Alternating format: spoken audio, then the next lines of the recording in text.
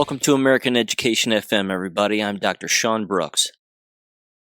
Well, hi there. I'll tell you what, things are moving quickly, and things are moving so fast, of course, I can't keep up. And by the time I air this or get this out, again, a great deal will already have transpired that will be completely different. And certainly, again, the current civil war and or counter-revolution will continue to evolve.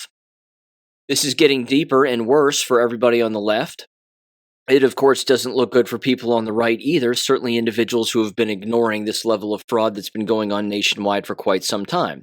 And as we expected, it's all rolling right back to voter fraud as well. So in Minnesota, the Trump administration has openly asked Keith Ellison, the state's AG up there, who's completely corrupt, for all of their voter rolls and any lists or documentation that they have of any illegal aliens that live in their state. And he's panicking, and he should. Because once they get a hold of that, of course, and these individuals never vote again, then Democrats will never win. It's over for them. They need illegals to vote. They need, again, people to vote illegally in any way that you can possibly imagine. Voting twice, voting 5 times, multiple ways of voting, whether it be, again, in person, drop-off ballot, mail-in ballot, you name it. They need all of that in order to, again, secure particular elections for certain positions, to, again, maintain their illusion of a republic, which, of course, it is not. It is, unfortunately, a democracy, which is mob rule, and criminals lead the way. So, again, regarding a great deal of the things that have transpired in Minneapolis, that, of course, just being one place where, again, most eyes are on there when, in fact, this is happening nationwide. I wanted to read this particular post first and then remind everybody that this is not new. And that, again, I certainly have brought it up on the show, as I'm sure other people have brought it up on theirs as well, that this interagency civil war is something that has been going on for quite some time, and it's not going away. And these people are so stupid that they're using all of these technological tools, of course, to organize their movements and organize with other groups of people, including foreign entities, and then move money around, of course, and then meet up at certain locations and do particular things. And then again, they're being given orders. Regular citizens are being given orders. And also what's interesting, which is an observation that has been made here that other people have also made, is that a great deal of the so-called protesters that are in these areas are not black and Hispanic. They're Jewish and white. They're Jewish men and women, they're white men and women, and they're all liberals or all communists in one form or another. And there really aren't a ton of them. Again, the footage of Minneapolis from a few days back where there was a massive crowd and whatever else, and they're all going right through the center of the city. These people are bussed in.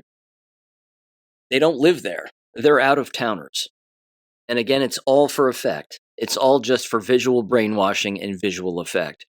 Now, let me read this particular post again. This is a post that endless people have already read. It's all over X. It's made just about the rounds on every single show.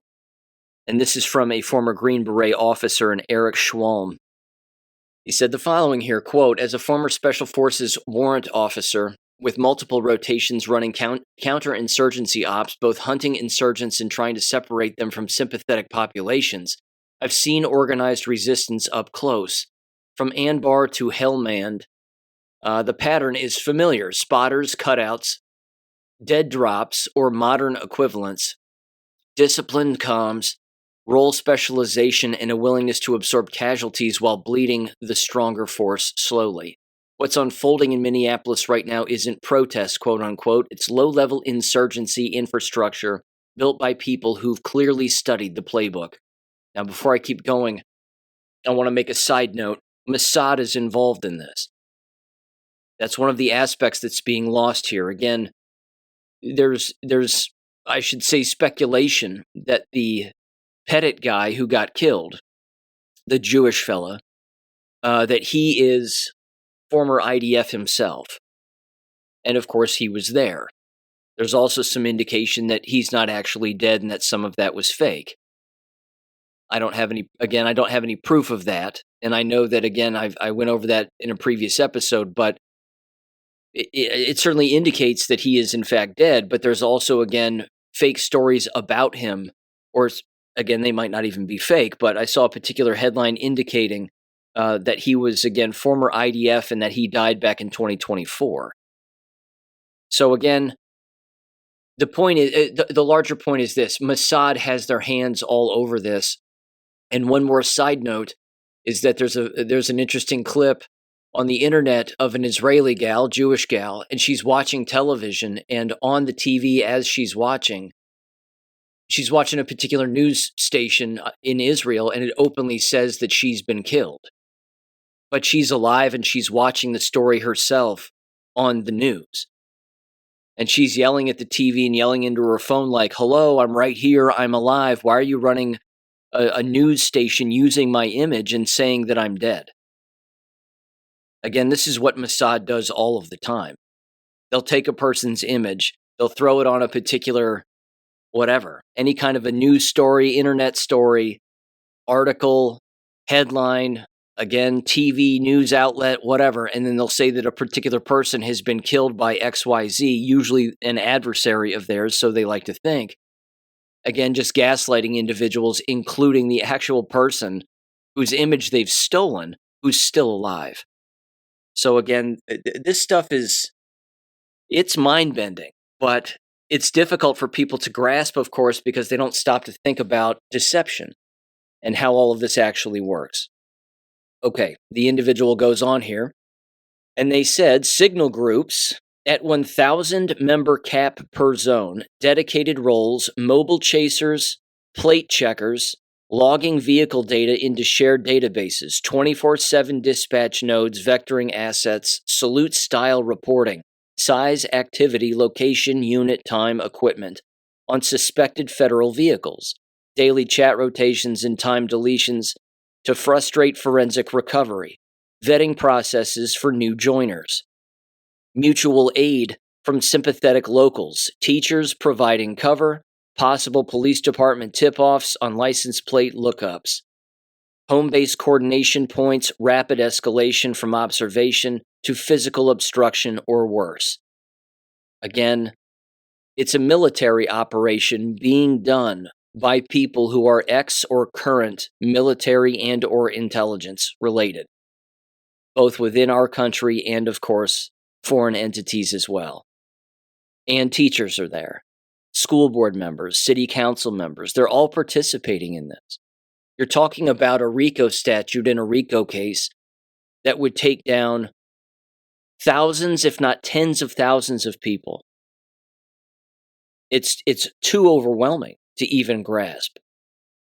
He goes on, he says, this isn't spontaneous outrage. This is C2, command and control with redundancy, OPSEC hygiene, and task organization that would make a SF team sergeant nod in recognition.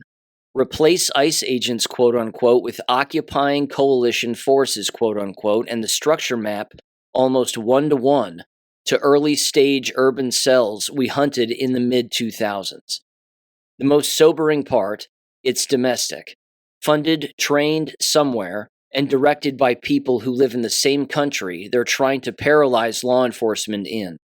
When your own citizens build and operate this level of parallel intelligence and rapid response network against federal officers, complete with doxing, vehicle pursuits, and harassment that's already turned lethal, you're no longer dealing with civil disobedience. You're facing a distributed resistance that's learned the lessons of successful insurgencies, stay below the kinetic threshold most of the time, force overreaction when possible, maintain popular support through narrative, and never present a single center of gravity. I spent years training partner forces to dismantle exactly this kind of apparatus. Now pieces of it are standing up in American cities, enabled by elements of local government and civil society. That should keep every thinking American awake at night. Not because I want escalation, but because history shows that these things don't de-escalate on their own once the infrastructure exists and the cadre believe they're winning the information war. We either recognize what we're actually looking at, or we pretend it's just activism, quote unquote, until the structures harden and spread. Your call, America. But from where I sit, this isn't January 2026 politics anymore.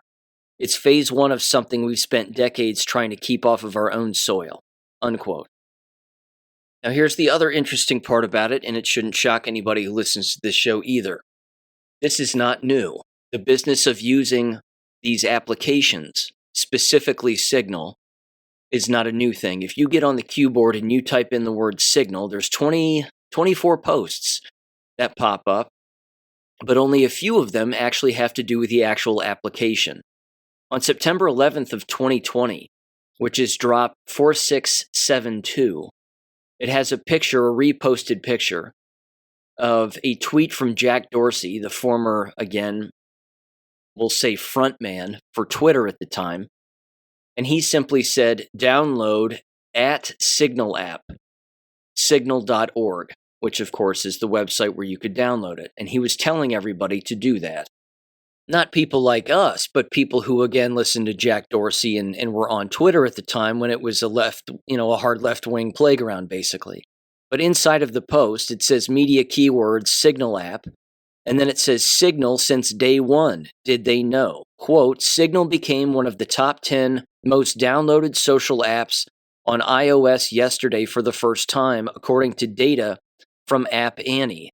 The app often sees spikes in downloads during tumultuous political times, but the last time Signal downloads ranked nearly as high was on the day of President Trump's inauguration. And then they have another Vox article specifically saying that, and then Q responds and says the following: coordinated ? Analyze downloads, pre-protests, and then riots in kill brackets. It says start 60 protests, and then riots again in kill brackets. Coincidence? Now think fire, and then fires, plural, Q. The very first post, however, was post 633 on January 27th of all days, 2018, and it simply, again, was just one post from an anonymous account, and then Q reposted it without saying anything. And it just says Signal. And again, it's a picture of the actual website itself. Fast, simple, secure, privacy that fits in your pocket for Android, iPhone, and desktop. Again, they knew it all along. They knew that these individuals were using Signal, which means, again, the left doesn't know this. This is how stupid they are. They're apparently, again, of course, using that among other forms of communication, you have to assume, but at the exact same time with all of the people that are participating in all of this, whether it be 100 some odd people per group per day, and then they delete the Signal group, and then the very next day they start another one. Just because it's deleted doesn't mean it's gone. All of this intel is being gathered by the NSA. All of this information is being gathered by the Department of Homeland Security and certainly the Department of War. There's no way that they let this information just slide, which means you have, again, the names of all of these individuals, the IP addresses to the phones that they're using and the devices that they're using to coordinate what they're coordinating. And they're not all, of course, on cell phones either. A lot of this is being run by desktop computers, probably in foreign countries.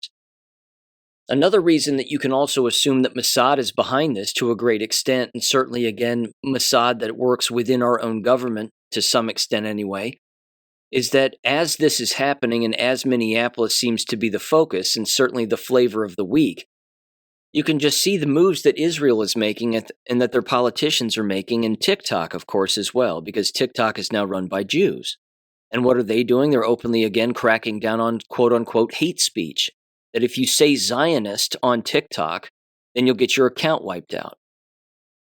Netanyahu's giving speeches and gave a speech the other day in Israel with Leo Terrell, who was there, who's Donald Trump's anti-Semitism czar, quote-unquote.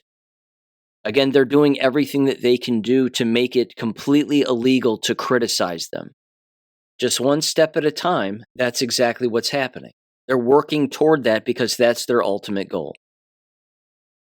Again, Netanyahu was talking about social media being the battlefield, and we have to meet them on the battlefield because it's in social media where all the comments are getting made and all the Jew hatred and this, that, and the other. And it's like, wait a minute.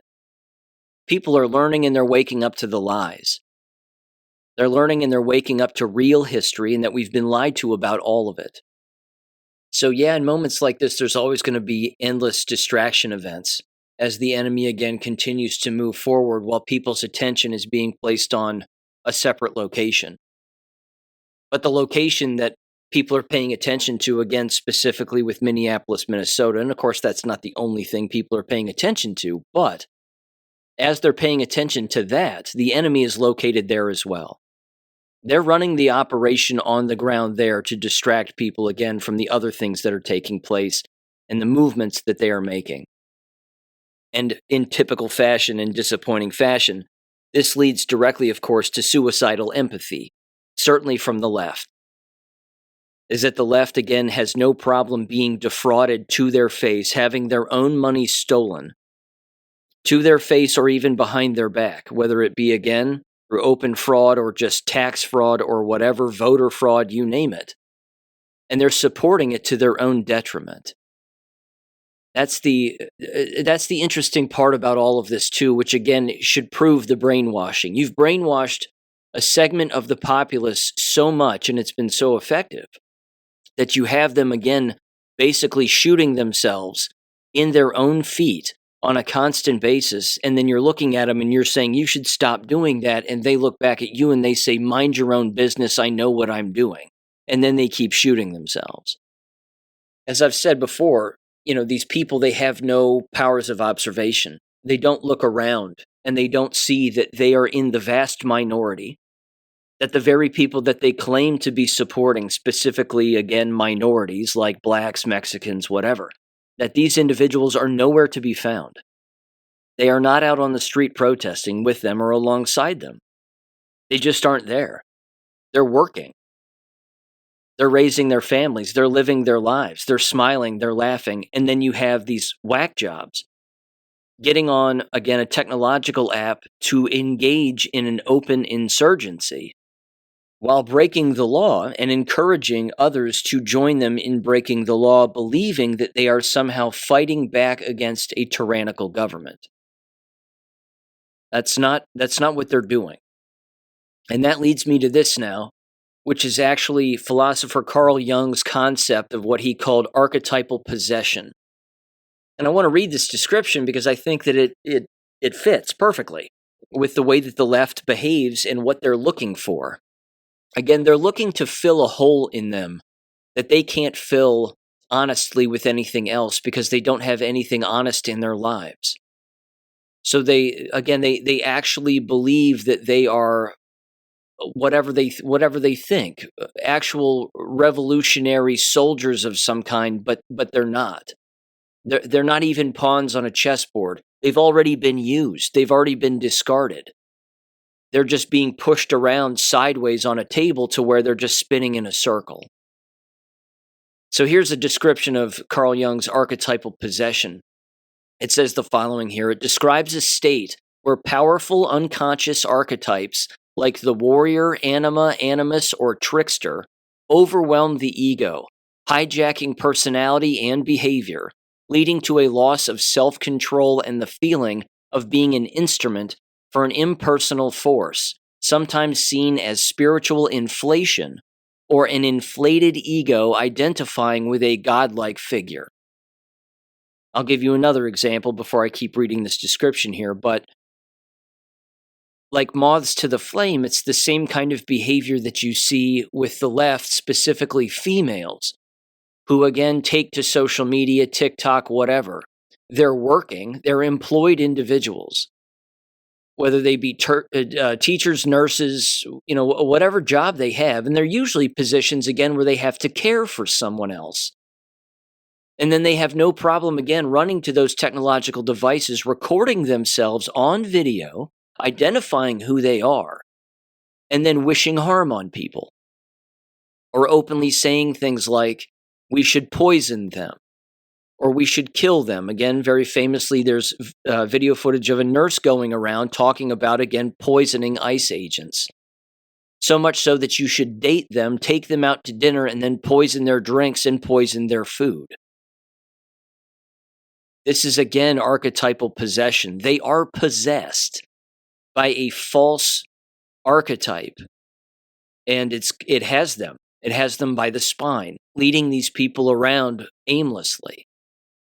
The description goes on here. It says it's a potent psychic phenomenon where complexes or archetypes take control, temporarily suspending free will, and while it can be dangerous, it also presents potential for transformation if integrated, moving beyond ego-bound self-importance to a deeper self.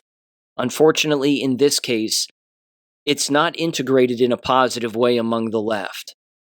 You've even seen, again, this kind of behavior, so to speak, on the political right as well, where they're always looking for a hero like a Charlie Kirk, not knowing that it's actually Charlie Kirk himself. While he said many things that were true over the course of time, he was also completely controlled. And then all of a sudden started to ask questions that he wouldn't normally ask, that he would actually normally shut people down for even bringing up, specifically anything having to do with Jews or Israel or whatever else. And then, of course, he's taken off of the so-called stage, not because he was really killed, but because it was made to, again, look like he had been martyred in some form or fashion. Here are some key aspects of archetypal possession. It says the following: autonomous forces. Archetypes are innate, powerful cognitive patterns with their own energy, not just ideas. The next one says ego overwhelmed. The individual's ego gets absorbed by the archetype, becoming its vehicle, losing perspective and individuality. See, this happens on both the left and the right. They're looking for something that isn't even there. They grasp onto it, and then they can't see beyond it. They just take the whole thing for an entire ride, and then they end up being misled along the way. It says examples: a man controlled by his anima, the feminine side, becomes irrational. A woman by her animus, the masculine side, becomes dogmatic. A leader might embody a tyrannical god. If you can't see that happening specifically on the left, then you're blind. That's happening all of the time. It goes on, here's another one. It says not always negative. It's a state of potential. It can be a spiritual opening to new possibilities, but also lead to grandiosity, spiritual inflation, quote unquote, or unhealthy identification. It then says inflation and grandiosity. The ego mistakes a temporary archetypal experience for its entire identity, leading to inflated self-importance and a false sense of power. Again, if that doesn't describe the left and the people that you see on the streets behaving the way that they're behaving, I don't know what does. The next one says integration is key. The goal isn't to eliminate the archetype, but to recognize it, understand its influence, and integrate its energy into a broader, more balanced personality, rather than being controlled by it. And like I said in the last episode, you can look at these people physically, and you can see who and what controls them. You can see their behavior, whether it's they dye their hair, they don't know how to dress appropriately, they're covered in tattoos, they have nose piercings, they associate with individuals of like mind all of the time, large groups of them, because they need that constant affirmation that the thing that they're doing is not only correct, but that the thing that they're doing and that they're engaging in, that they aren't the only one that thinks that way about that particular thing. That there are others like us out here, and well, if you're not with us, then you're against us. I mean, it's that kind of a mental handicap. It goes on here, it says signs of archetypal possession. Feeling controlled by other forces, quote unquote, or voices. Yeah. They're out there doing that. Again, they're talking with each other on signal apps. They're talking with each other in digital messages on social media. They're listening to CNN. Again, that's what they're doing. Irrational or rigid behavior. Yeah. Loss of personal will and decision-making capacity. Yeah. Again, this is hitting it out of the park because this describes these people to a T. The next one says intense supernatural feelings of significance or grandeur. Inflation. Yeah. They think that they are right about everything all of the time. They do not slow down. They do not think. They simply just act and react and then repeat. And then it says how to address it. 4 points. Observe and analyze. Recognize the archetype at play through dreams, symbols, and patterns. The next one says distinguish self from archetype. Understand that you are not the archetype. You are a vessel or a participant, not the entire God. The next one says connect with other functions. Strengthen underdeveloped functions. For example, a thinking type developing feeling to balance the energy. And then finally, grounding. Cultivate humility and connection to reality to avoid spiritual grandiosity. Again, the problem is that these individuals, while they're being led around and while they're being moved around like pieces on a board, they aren't slowing down for a second and thinking about how deep within that manipulative game they're actually playing and how involved they actually are within it. And like I said, they lack observational skills. They don't know that the groups around them have shrunk over the years.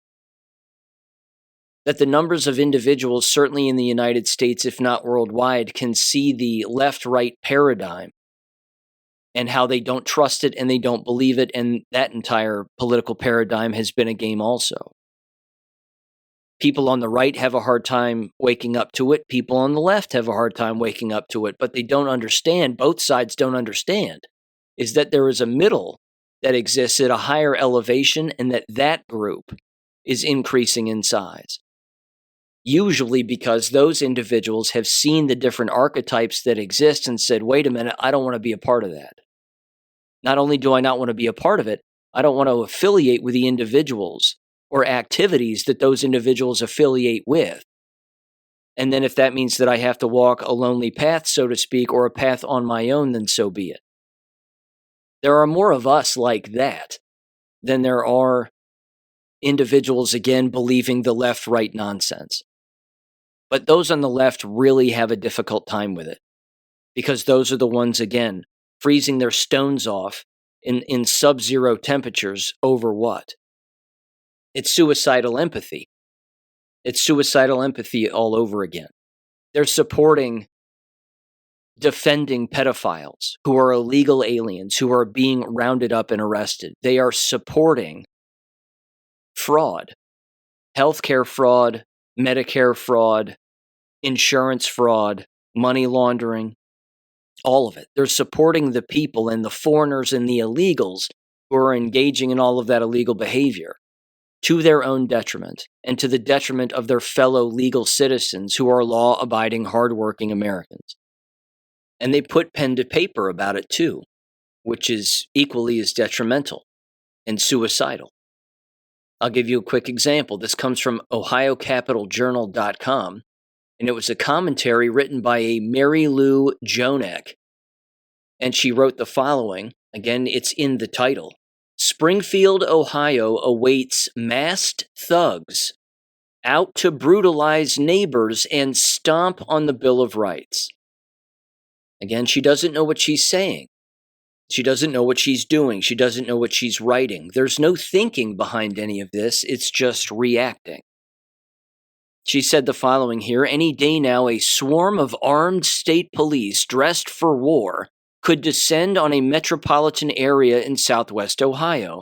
The small town of Springfield in Clark County is awaiting an invasion of unaccountable thugs who conceal their faces and identities, drive in unmarked vehicles with blackened windows, stomp on the Bill of Rights, and viciously brutalize human beings based on race and accent. There's not a single word in any of that that is accurate. Not one. Not one. She is a victim of, again, this entire archetypal possession. She is possessed by a false figure. I'll go so far as to say it's the flat out devil. They just do not know that it's the devil that is keeping them entranced the way that they are. They have no clue. These are all godless people. It goes on, it says the clock is ticking for 20 to 25% of the city's population from Haiti. In 2 weeks, barring last-minute legal or congressional intervention, immigrants from the violently imploding Caribbean country will lose their legal protection from rampaging ICE warriors eager to fill deportation quotas. Again, none of that's true. They're doing their job, and their job is immigration, customs, and enforcement. That when people violate immigration laws, you enforce it by getting them out, because that's what the law says to do. But this is, again, it's all emotion. The militarized sweep of terror unleashed on unrestrained federal immigration and customs enforcement agents that has traumatized Minneapolis and the nation writ large could be coming to Springfield soon. Now the city is being traumatized. See, the city takes on the personality of a person. That's why you'll hear people say things like, our sister city, or, she, or her, or something along those lines. They try to humanize a geographic location. They're building an archetype for you again to basically just bow down to. It goes on, it says an estimated 12,000 to 15,000 Haitian residents in the metro area, many of whom have been living, working, and raising families in the area for close to a decade under a legal immigration lifeline, will be stripped of their temporary protected status on February 3rd. Yes, because that's lawful. It's lawful for that to happen. It says that means on February 4th, a paramilitary ICE force of mass tough guys can grab and deport as many Creole-speaking black people in Springfield as possible. Yes, it does. And that's good. That's the point. Those who protest the savagery deployed against their neighbors could face the same harassment and dispersement tactics demonstrated in the Twin Cities did with flash grenades, tear gas, rubber bullets, or, like Renee Good, worse. Again. This woman, this Mary Lou, she just isn't paying attention to anything. Completely brainwashed, void of fact. And then again, one lie compounds another lie, and then she strings them all together, and then she says it as if it's the truth, with zero context. The Ohio City is bracing for the barbaric, she says. Haitian residents cut off from their legally protected status could mean the same fate as other immigrants besieged by cosplaying federal Rambos with weapons and short fuses. The Haitians who flocked to Springfield to escape a violent homeland trusted Ohio to have their backs.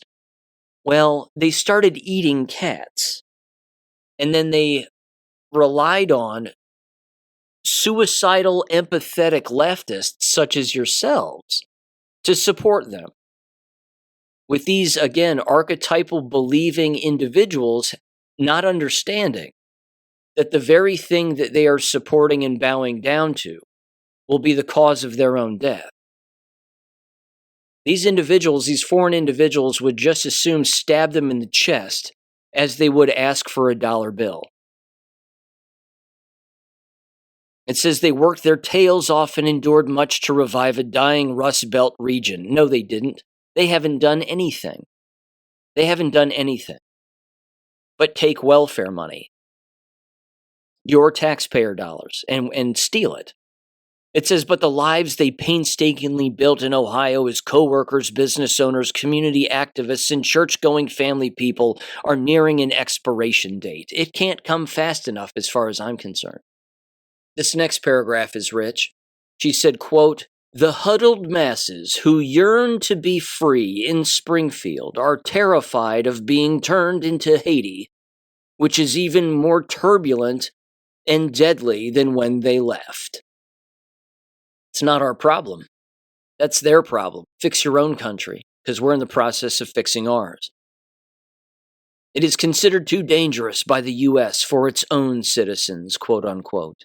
The State Department gave Haiti its highest level 4 do not travel advisory due to extreme risks of being caught in gunfire or ongoing gang violence, kidnappings, armed robbery, sexual assault, and severe shortages of basic necessities, including fuel, water, and food.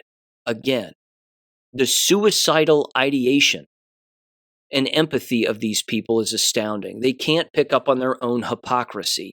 When that happens to their own fellow Americans, they don't say bubkiss. But if it happens to a Haitian, then they get sad when it comes to Haitians going back to their own terrible country. She went on and said, yet while acknowledging in a gross understatement that certain conditions in Haiti remain concerning, the Trump regime, again, calling it a regime, insists the bloody hellscape is safe enough to ship 350,000 Haitian immigrants legally employed in the United States, including Springfield, back home. Good. I don't care if it's safe or it's not. They don't belong here. It says the Department of Homeland Security even dangled a $1,000 incentive to Haitians who self-deport. One Springfield immigrant who is haunted by the bodies he saw regularly on the streets of Haiti, gunned down by roving gangs, flinched at an exit bonus to armed conflict. Quote, "You could be self-deporting to your death," he said. So what? They're self-deporting to their own death potentially, but we're importing ours. I don't like that one bit. The Haitians who turned to Ohio for security, employment, and hope rescued Springfield, said local pastor Carl Ruby every single time. No, they didn't save Springfield at all. The town had been in decline for 70 years before the 2017 arrival of Haitians, he explained. Quote, "We had shrunk all the way back to the population we had in 1910. Oh, too bad. And the influx of immigrants granted temporary refuge in Springfield was one of the best things that has happened in terms of economic growth and tax revenues, despite initial growing pains." Wow. If that's not a leftist rationalization for illegal invasions, I'm not sure what is. An illegal invasion, by the way, that was supported by them and having absolutely no problem with them defrauding endless Ohio legal taxpayers. It says, quote, "There were legitimate issues when such a large group arrived all at once, but we've made a lot of progress in dealing with those issues, and it's going to be both an economic and humanitarian disaster if TPS ends." No, it won't. That town will be liberated. And what you will have is you will have real Ohio citizens on the streets wanting to help ICE, pointing at homes and saying, "They're in there. The illegals are over there, go get them." That's a good thing. I'm going to wrap this article up because, again, she thinks of herself as a poet here, this Mary Lou gal, Jonek, and she's certainly not. She's a veteran Ohio print and broadcast journalist, if anybody was curious.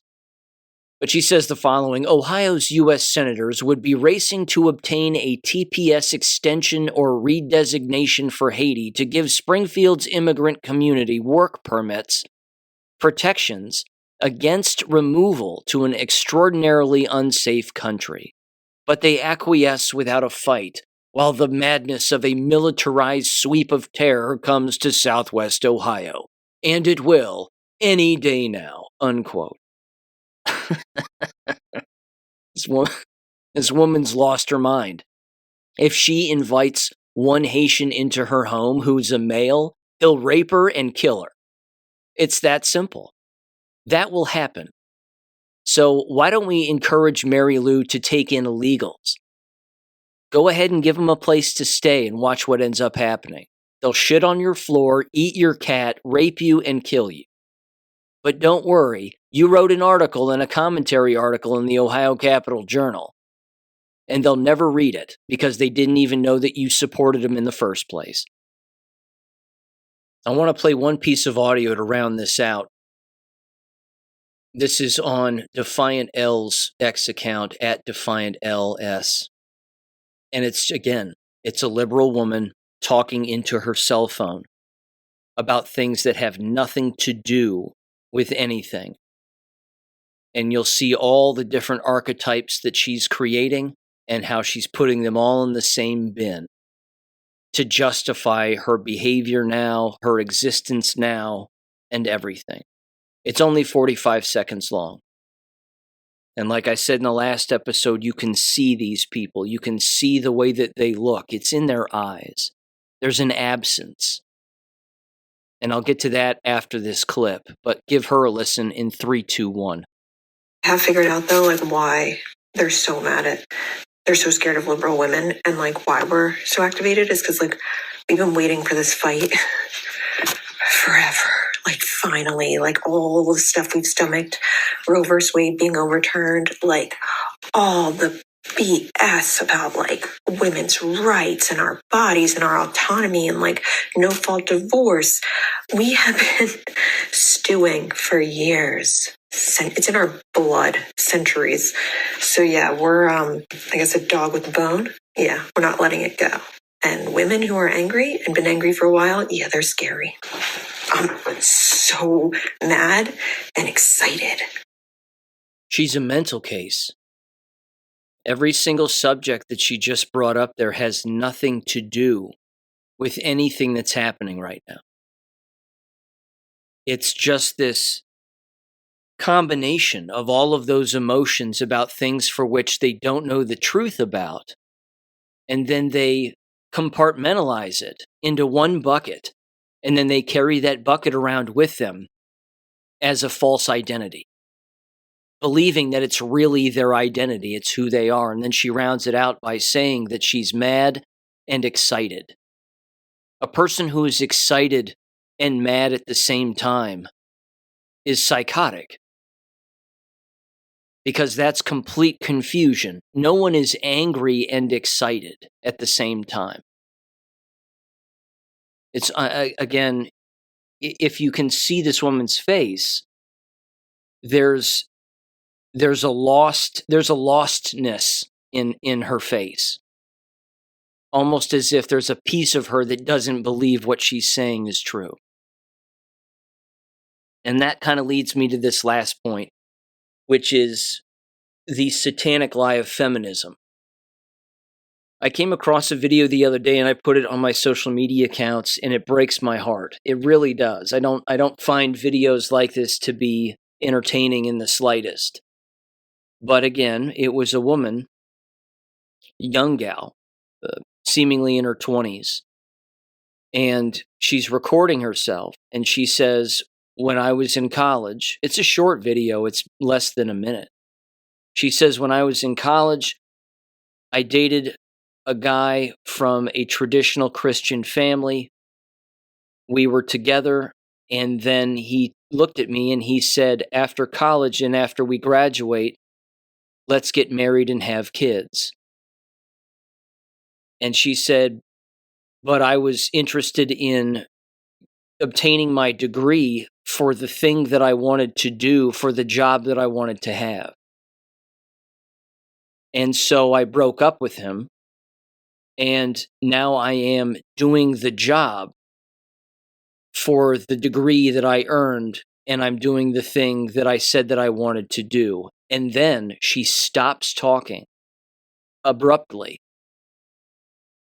And then her voice starts to quiver, and she's fighting back tears, and she says, and I don't want to do it anymore.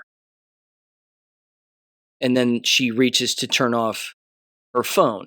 Now, I'm assuming the video is real and that she's not acting, because it seemed like a very natural emotion. But that's a perfect example of a woman who comes face to face with her own morality in the blink of an eye, and that she's been tricked. She can't quite put her finger on it.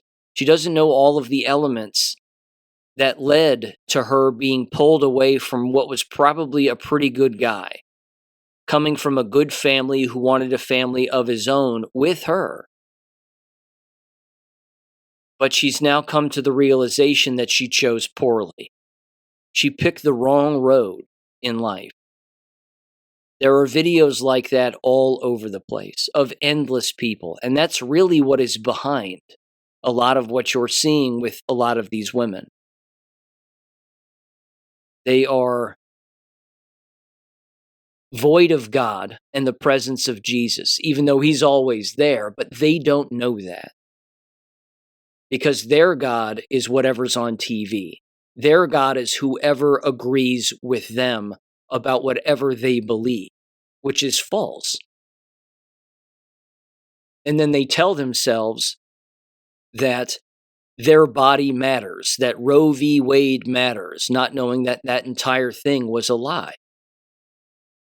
And that, again, whatever political movement they decide to choose, that's what they gravitate toward. And then that, of course, becomes their identity. And at the end of that road is always disappointment. But what they don't know and they can't see is that there's disappointment all along the road as they're traveling down it, and they never deviate. I don't want to say never. Some of them wake up to it. Like the young gal I was just describing. She clearly sounds like she made a huge mistake. So this is the lie of feminism. This is the problem. People should get married at younger ages. They should have children at younger ages. And they shouldn't worry about whether they can afford it or not. They should just do it. Because God will reward them in one way or another, certainly when you create a life and you cherish that life. But these women who, again, men are guilty of it too. They do the exact same thing in many cases. But they're tricking themselves. They're all just lying to themselves. And it's sad. If they had any idea the influence and the time and effort that's been put into the lie of feminism, which is a Jewish lie, and it's a satanic lie, and it was created in a boardroom to strip women of the ability to reproduce, be homemakers, and everything else. If they had any idea all of the hands that were in that manipulative cookie jar, which ultimately ends up being their life, and they end up being the crumbs in the jar. If they had any idea, they'd go back in time, and they'd do things completely differently. Every single one of them would. It's just a matter of whether or not they want to come to the realization of the fact that they've been manipulated. And the fact is that they're surrounding themselves with more manipulation, which indicates that they don't know, and they'll probably never know. That's the Matrix. That's the way it works. It grabs them, no matter who they are, man, woman, you name it, and then it controls them for the rest of their lives, not knowing that it didn't have to be that way. Okay, moving on. Speaking of archetypes and the Matrix, get a load of this.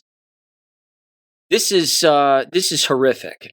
This is education related, and it's actually a rather timely story, I think, specifically related to what's probably going to come out here in the future regarding the case of Jason Mers in the town where I live. But this specifically has to do with the Celina Independent School District in Texas. And it combines a great many things: sexual crime, nepotism, influence, football, and then, of course, the brainwashed citizens who live there. I'm going to read this quick little description, and then actually what I'll do first is I'll play some of this audio first, and then I'll read a further description about this.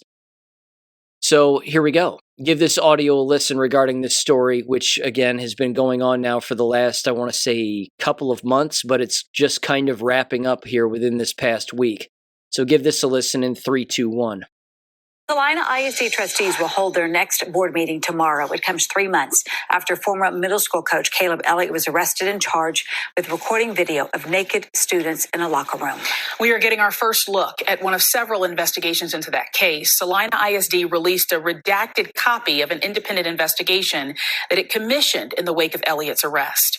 NBC reviewed that report, and our Larry Collins has the very latest. Larry, good morning. Good morning. Yeah, the investigator found that while there was no evidence to suggest suggests district officials knew about Caleb Elliott's alleged misconduct before it was reported in October.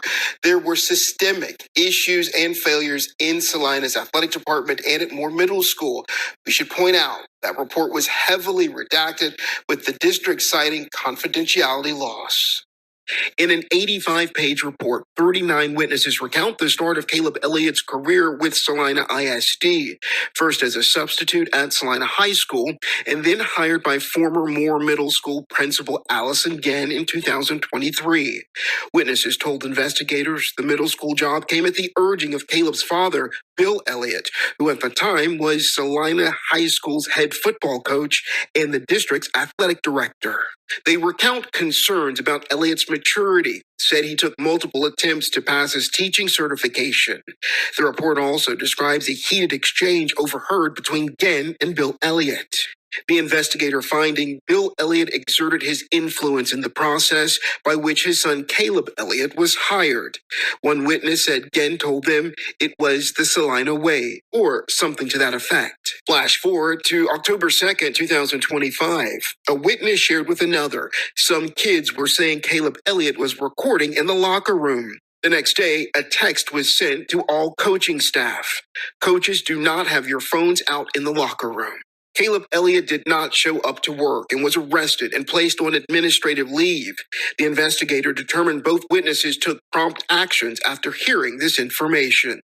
Pointing to this moment when Bill Elliott addressed concerned parents in the school board meeting that followed, the investigator says, turning his back on the board may create a perception, whether founded or not, that the board is subordinate to Bill Elliott on his position.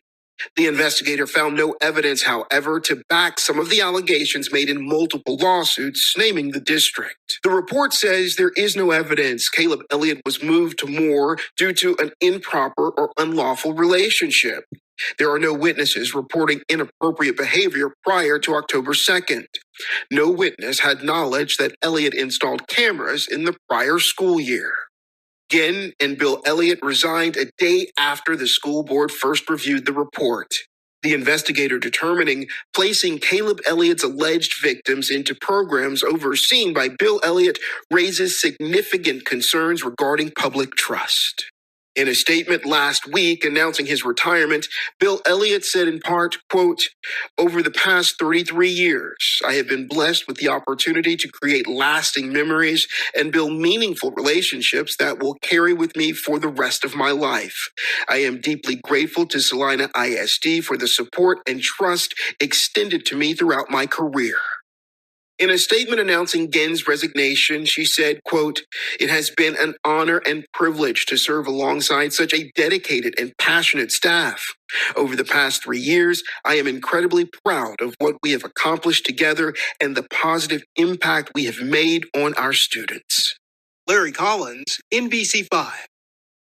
We found no record of a plea in Collin County. A judge is expecting new paperwork in the federal case to be filed by April 10th. At this time, Bill Elliott has not made any public statements about the findings of this report. Okay, Celina. Celina ISD released the findings of a third-party investigation into former coach and teacher Caleb Elliott being the son of Bill Elliott, who is a state champion high school football coach, apparently, from 2024. I think he has multiple state championships, but it doesn't matter. Of course, the people there think it probably matters, but whatever. On January 16th of 2026, concluding that no district employees knew of or ignored prior misconduct by Elliott, the independent report conducted by investigator Gianna Ortiz interviewed 39 witnesses and found no evidence that staff were aware of or failed to report alleged abuse before his arrest on October 3rd of 2025. Despite this, the report highlights systemic issues with the district's athletics and Moore Middle School, including concerns about Elliott's hiring process and tension between his father, Bill Elliott, the athletic director and head football coach, and Moore Middle School principal Allison Genn. The investigation found that Caleb Elliott passed his teaching certification exam in 2023, was hired as a teacher and coach, and that no evidence existed at the time of hiring to suggest that he would commit misconduct. However, critics, including attorneys for victims' families, dispute the report's thoroughness, citing heavy redactions, lack of victim interviews, and anonymous witnesses. State Representative Mitch Little called the report a picture of a school district in disarray, quote unquote, while attorney Quentin Brogdon, I'm saying that right, stated the investigation, quote, changes nothing and accused the district of a cover-up. Elliott faces multiple state and federal charges, including invasive visual recording, possession and promotion of child pornography, sexual exploitation of children, and production of child pornography, with 38 victims identified from digital evidence.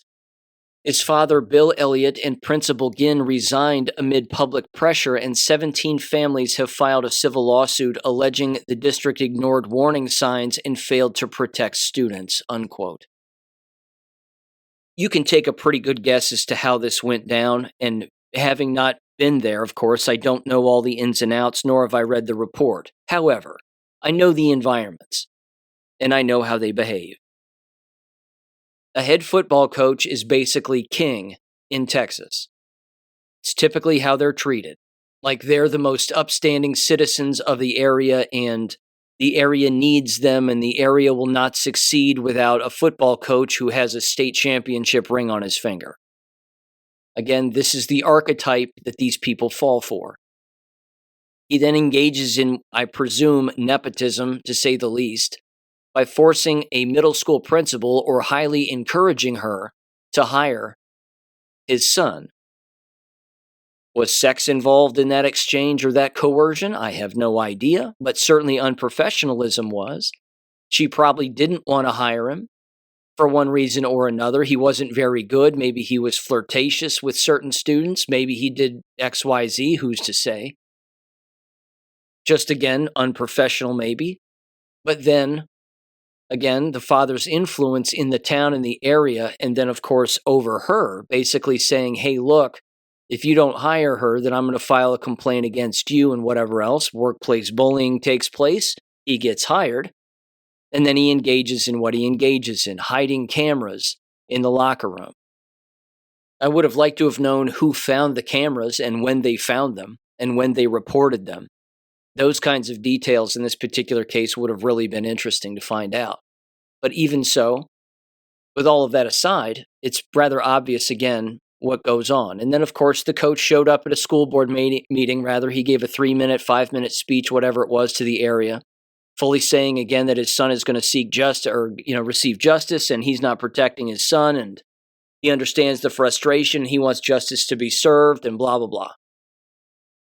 But if the woman who was the middle school principal was intimidated or coerced into hiring his son, on her way out the door, she should have said that. She should have said that in an email publicly or in a public statement.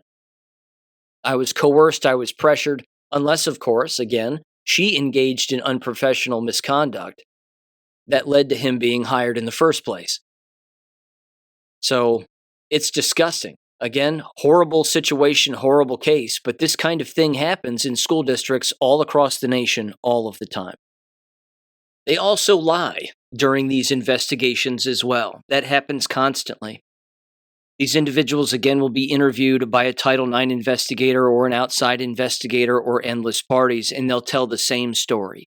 And they'll lie because they think that they're protecting their career, instead of coming out and telling the truth about what they knew or what they even suspected. But see, that's where they get caught between a rock and a hard place, is if they start going down that line of inquiry and that line of basically self-disclosing that kind of information that they had a suspicion about something, then they'll be asked follow-up questions that will go along the lines of, well, if you suspected it, who did you tell? Or why didn't you say anything if you suspected wrongdoing? And then ultimately, those comments become public, and they end up making themselves look worse in the process. So they're almost trained to lie and cover up information because, again, that's the profession, quote unquote. That's the position. And isn't life funny that way too? The bigger they are, the harder they fall. That particular football coach's life has been summed up by the actions of his son. His entire existence as a football coach regardless of what he's done or what accomplishments rather that he thinks that he's made, at the end of the day, his son is still a pedophile. His son is still attracted to minors and has no problem recording them. It's gross. But that right there again, he'll always be known for that. He's the guy with the son who did that. And that's the school environment, again, that is certainly going to work their tails off to deflect from any knowledge of anything. Because, again, these school districts believe that everything right happens all of the time. Couldn't be further from the truth. That leads me to this. Not school related, but certainly it is related in the town where I live, because when you have queers doing queer things, well, you shouldn't expect, unqueer things to take place. Everything just gets gayer with time. And Oxford is basically the Weimar Republic as far as I'm concerned. This was tossed my way. This is from enjoyoxford.org. And apparently that's a website, but there's an article here titled Oxford Pride. Yes, that's right. You know where this is going. It says, Oxford will be celebrating our community and surrounding community neighbors for the second annual Oxford Pride on Saturday, March 14th, 2026, at the Oxford Community Arts Center. The ballroom inside this beautiful historic art venue will be transformed into a masked ball from 7 o'clock to 10 p.m., where LGBTQ plus community members and allies are invited to come together for a fabulously queer night. Oxford Pride is a celebration of identity, inclusion, and belonging. No, it's not. It's a celebration of sin, degeneracy, and faggotry, and sexual grooming. That's what it's a celebration of. That's what you're celebrating. It goes on, unfortunately. It says, designed to bring together LGBTQ plus AI, blah, blah, blah, XYZ, hashtag, ampersand, equals sign, multiplication sign, whatever. Allies from not only the Oxford area, but also the surrounding communities. We hope this celebration will connect our communities and create memories that will last a lifetime. Oh, I'm sure they will. In a space where everyone is welcome to be their authentic selves. Come as you are or dazzle the crowd. Either way, we're here for you. It's absolutely gross. And there's drag queen performances. I couldn't believe I left that part out. Drag queen performances by PhD, DEE, and Roxy Democracy. Ah, the names. Aren't they hilarious? Democracy. Very funny. Ballroom dance performance by Ohio Ballroom. DIY masquerade masks, chance win a prize, Italian soda bar, and sweet treats provided by Luke's Custom Cakes. Jesus H. This PhD dude is a Cincinnati-based drag queen. Pronouns she, her, of course. Began his career, it says her, but it's a dude, in October of 2018. Stage name comes from experience as a graduate student at Miami University, where she graduated with her master's in August of 2016 and stuck around for half of her PhD. During that time, she founded the Graduate Student Pride Association, a campus organization specifically for queer graduate students. What an accomplishment. Her first time in drag was during a fundraiser for the organization, and she's been twirling ever since, for the love of Christ. And apparently they've won awards, because apparently there's awards for gay people for doing gay shit, putting things in their body. I don't know. Here's this Roxy Democracy, dumbass. It says, Hamilton-based drag queen known for her talents, attending Hamilton Pride, Oxford Pride, Middletown Pride, and many local drag events around Butler County and beyond. Don't miss the chance to be captivated by Roxy's witty personality, fabulous acts, and of course, show your love for democracy. There will be children at this thing. I guarantee it. Children will attend. Parents will bring their children to this. And if I was a betting man, I'd say that school district money is going to go to this. That this gay event, this drag show, is going to be in part sponsored by the local school district, because why wouldn't it? Everybody's tax dollars are going to pay for this. These are not just private donations. The people around here are skimming off of the top and making these donations to this. Or they'll make the donation to a subset or some other organization in an effort to launder the money and launder the donation. Again, when these kinds of behaviors are tolerated and funded, certainly by local school districts, do not be surprised when employees are busted for pedophilia or sexual assault or grooming minors. Again, when you walk into a donut shop, you're going to smell donuts, and there are donuts that are going to be there. When you walk into a movie theater, you're going to smell popcorn. When you walk into a school, there will be pedophiles. And they will take money from taxpayers and give it to causes like this. In particular, when the individuals who run said school district have no problem with this kind of behavior because they are the behavior. They embody the behavior. It's gross. Homeschool your children and get them out of these environments. Okay, no segue here. I just want to make a couple of comments, and there's one particular post here about the Super Bowl that I want to read that I found rather entertaining.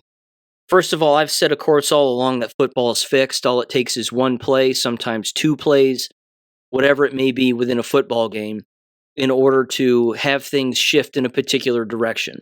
It's certainly fixed. There's no doubt about it. Case in point, this past weekend during the AFC Championship game between the Broncos and the Patriots, the backup quarterback for the Broncos was running outside of the tackle box, and he threw the ball forward with two hands to basically get rid of the ball to allow for an incomplete pass. The ball went forward, and on the field, it was ruled as an incomplete pass. And then they immediately ruled it as intentional grounding. And then they immediately ruled it as a fumble, which should have been returned for a touchdown, because the individual, again, on the other team, the Patriots, picked up the ball without being touched and ran into the end zone and then scored. So what they ended up doing is they manipulated the entire play to gaslight everybody into believing that it was, in fact, a fumble, a backwards pass, when obviously it was not. And then it was a fumble, but it wasn't returned for the touchdown. It was actually down at the spot, which later led, of course, to a Patriots touchdown by their quarterback. Point is the entire call was totally fraudulent. Anybody with a pair of eyes could have seen exactly what was happening. Again, the whole thing is fixed. And as we all know, the Super Bowl is a giant satanic ritual. This is from LH Gray on X at GREY4626. And they said the following here. You'll only hear my opinion on this once. Super Bowl 60 is engineered to be the most vicious, deliberate middle finger to America in the history of this republic, and they planned every second of it with cold, calculated malice. They picked Levi's Stadium in the heart of woke California, ground zero for the cultural demolition crew, to stage this ritual humiliation. Halftime, Bad Bunny, a Puerto Rican reggaeton, I'm saying that right, star, who will perform mostly in Spanish. First Latino solo headliner, first Spanish language dominance on the biggest American stage. Not a coincidence. This is linguistic and cultural replacement in real time, broadcast to 100 plus million people. They want you to feel like a stranger in your own country. Green Day opening, the same Billy Armstrong who screamed "Fuck America" and called Donald Trump a Nazi on stage. They brought him back to piss on the flag, again, while the crowd sings along. Psychological warfare.